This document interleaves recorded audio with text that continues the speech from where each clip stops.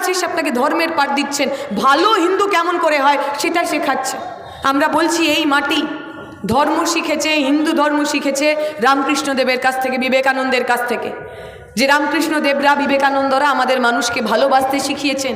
জাত ধর্ম বর্ণ নির্বিশেষে ভগবানের সঙ্গে তার ভক্তের সম্পর্ক যে শুধুমাত্র প্রেমের, শুধুমাত্র ভালোবাসার, সেইটা শিখিয়ে গেছে।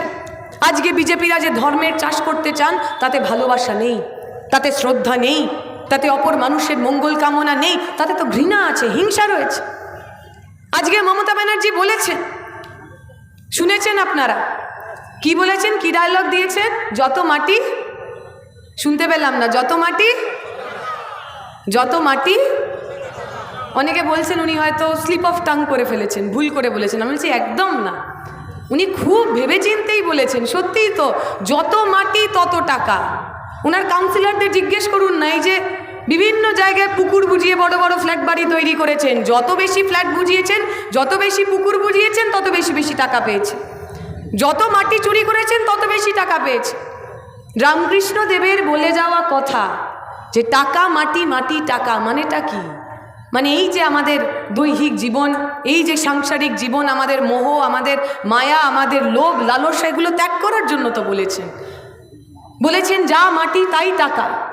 যে টাকার পিছনে তুমি এত ছুটছো, সেই টাকার পিছনে ছুটো না, সব মাটিতে বিলীন হয়ে যায়। আমাদের বাঙালির লজ্জা ভাবুন। এক সময় আমার বাঙালির প্রতিনিধি ছিলেন শ্রীরামকৃষ্ণদেব, যিনি বলে গেছেন টাকা মাটি, মাটি টাকা। আর আজকে আমাদের এমন দুর্দিন আমরা পশ্চিমবঙ্গের মানুষ টেনে এনেছি যে আজকে আমার যিনি প্রতিনিধি, আমার মুখ্যমন্ত্রী, তিনি বলছেন যত মাটি তত টাকা। এই যে একটা জাতি, যে জাতি ধর্ম শিখত ত্যাগের মধ্যে দিয়ে, যে জাতি ধর্ম শিখছিল স্যাক্রিফাইসের মধ্যে দিয়ে, সেই একটা গোটা জাতিকে যে ক্রিমিনাল বানালেন মমতা ব্যানার্জিরা 11 সালের পর থেকে। আপনি তৃণমূলের সমর্থক হন, বিজেপির সমর্থক হন, কোনো রাজনৈতিক দলের সমর্থক না হন, আমি বিশ্বাস করি আপনারও ইন্ট্রোস্পেক্ট করা উচিত, ভাবা উচিত। এমন বাংলা, এমন পরিবর্তন, এমন মা মাটি মানুষের জয় আপনি চেয়েছিলেন কিনা? আপনার বাড়ির ছেলেটা 18, 19, 20 বছর বয়স, কি ভবিষ্যৎ হবে বলুন তো আপনার? আপনি তৃণমূলকে ভোট করেন, 21-এও ভোট করেছেন, 11 থেকে তৃণমূলকে ভোট করছেন। কি ভবিষ্যৎ হবে আপনার ছেলেটা?